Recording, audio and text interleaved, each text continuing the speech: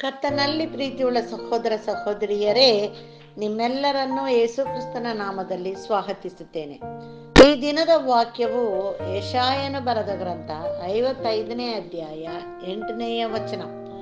ನನ್ನ ಆಲೋಚನೆಗಳು ನಿಮ್ಮ ಆಲೋಚನೆಗಳಲ್ಲ, ನಿಮ್ಮ ಮಾರ್ಗಗಳು ನನ್ನ ಮಾರ್ಗವಲ್ಲ ಎಂದು ಕರ್ತನು ಹೇಳುತ್ತಾನೆ. ಪ್ರಿಯ ಸಹೋದರ ಸಹೋದರಿಯರೇ, ಈ ದಿನದ ವಾಕ್ಯಕ್ಕಾಗಿ ಸ್ತೋತ್ರ ಮಾಡೋಣ. ನಮ್ಮ ತಂದೆಯು ಮಕ್ಕಳಾದ ನಮ್ಮನ್ನು ನೋಡಿ ಹೇಳುತ್ತಾನೆ, ನನ್ನ ಆಲೋಚನೆಗಳು ನಿಮ್ಮ ಆಲೋಚನೆಗಳಲ್ಲ, ನಿಮ್ಮ ಮಾರ್ಗಗಳು ನನ್ನ ಮಾರ್ಗಗಳಲ್ಲ ಎಂದು. ಪ್ರಿಯರೇ, ನಾವು ಮಾಡುವ ಆಲೋಚನೆಗಳು ಈ ಲೋಕದ ಆಲೋಚನೆಯಾಗಿರುತ್ತೆ ಮತ್ತು ನಮಗೆ ಸರಿಯಾದ ಮಾರ್ಗ ಯಾವುದು ಎಂದು ನಿರ್ಣಯಿಸಲು ಕಷ್ಟವಾಗುತ್ತದೆ. ನಮಗೆ ಗೊತ್ತಿರುವುದು ಇಲ್ಲ, ನಮ್ಮ ಆಯ್ಕೆಯಲ್ಲಿ ಲೋಪಗಳು ಇರುತ್ತವೆ. ಆದ್ದರಿಂದ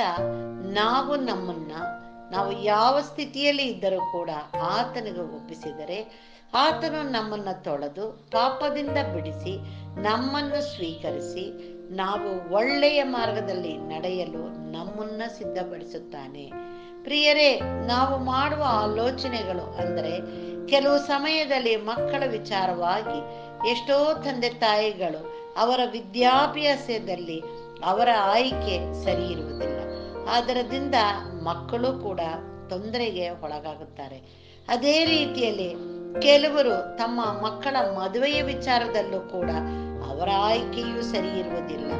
ಅದರಿಂದ ಅವರ ಜೀವನದಲ್ಲಿ ಮಕ್ಕಳು ಸಮಾಧಾನವಿಲ್ಲದೆ ಇರುತ್ತಾರೆ. ನಾವು ಏನು ಮಾಡಬೇಕು ಪ್ರಿಯರೇ? ಆತನ ಚಿತ್ತಕ್ಕೆ ನಮ್ಮನ್ನು ಒಪ್ಪಿಸಬೇಕು. ಆತನೊಂದಿಗೆ ಪ್ರಾರ್ಥನೆ ಮಾಡಬೇಕು. ಆತನ ಪಾದದಲ್ಲಿ ಕುಳಿತು, ತಂದೆಯೇ, ನಮ್ಮ ಆಲೋಚನೆಗಳು ಮತ್ತು ನಮ್ಮ ಮಾರ್ಗಗಳು ಸರಿ ಇರುವುದಿಲ್ಲ ಎಂದು ಒಪ್ಪಿಕೊಳ್ಳಬೇಕು. ನಿನ್ನ ಚಿತ್ತಕ್ಕೆ ಎಲ್ಲ ಕಾರ್ಯಗಳನ್ನು, ನಮ್ಮ ಕುಟುಂಬವನ್ನು ಒಪ್ಪಿಸುತ್ತೇನೆ. ನೀನು ನಮ್ಮೊಂದಿಗೆ ಮಾತನಾಡು ಸ್ವಾಮಿ.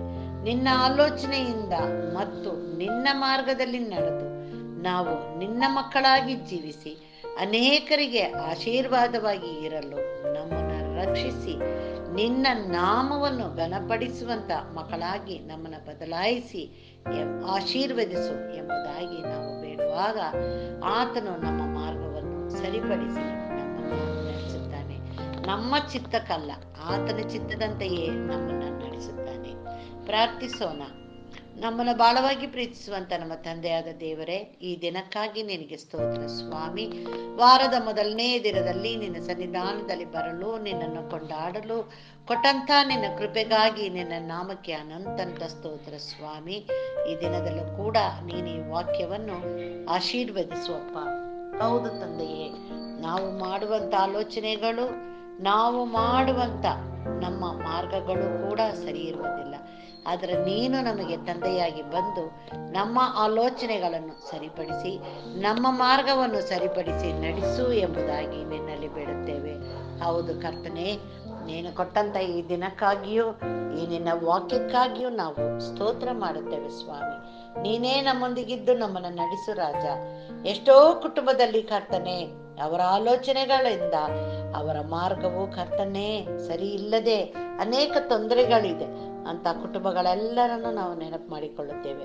ಎಲ್ಲರೂ ತಮ್ಮನ್ನು ನಿನಗೆ ಒಪ್ಪಿಸ್ಲಿಕ್ಕಾಗುವಂತೆ ನೀನು ಸಹಾಯ ಮಾಡು ಕರ್ತನೇ. ನೀನೇ ಎಲ್ಲವನ್ನು ಸರಿಪಡಿಸಿ ಆಲೋಚನೆಯನ್ನು ಕೊಟ್ಟು ಆಲೋಚನೆ ಕರ್ತನಾಗಿದ್ದು ಮಾರ್ಗವನ್ನು ಸರಿಪಡಿಸಿ ನಡೆಸು ಎಂಬುದಾಗಿ ನಿನ್ನಲ್ಲಿ ಬಿಡುತ್ತೇನೆ. ಕೊಟ್ಟಂತ ಈ ದಿನಕ್ಕಾಗಿ ಮತ್ತೊಂದಾವರ್ತೆ ನಿನಗೆ ಸ್ತೋತ್ರವನ್ನು ಸಲ್ಲಿಸುತ್ತಾ ನಮ್ಮೆಲ್ಲರನ್ನು ನಿನ್ನ ಚಿತ್ತಕ್ಕೆ ಒಪ್ಪಿಸಿ ಬೇಡುವಂತ ಪ್ರಾರ್ಥನೆಯನ್ನು ಲಾಲಿಸುತ್ತಾ ನಿನ್ನ ಕೃಪೆಯನ್ನು ನೀನು ದಯಪಾಲಿಸಿ ನಡೆಸು ಎಂಬುದಾಗಿ ನಮ್ಮ ರಕ್ಷಕನು ಒಡೆಯನೂ ಆಗಿರುವಂತ ಯೇಸು ಕ್ರಿಸ್ತನ ಮುಖಾಂತರದಲ್ಲಿ ಬೇಡಿದ್ದನ್ನು ಹೊಂದಿದ್ದೇವೆ ತಂದೆಯೇ, ಆಮೇನ್. ದೇವರು ಈ ವಾಕ್ಯವನ್ನು ಮತ್ತು ನಮ್ಮೆಲ್ಲರನ್ನು ಆಶೀರ್ವದಿಸಲಿ. ಆಮೇನ್.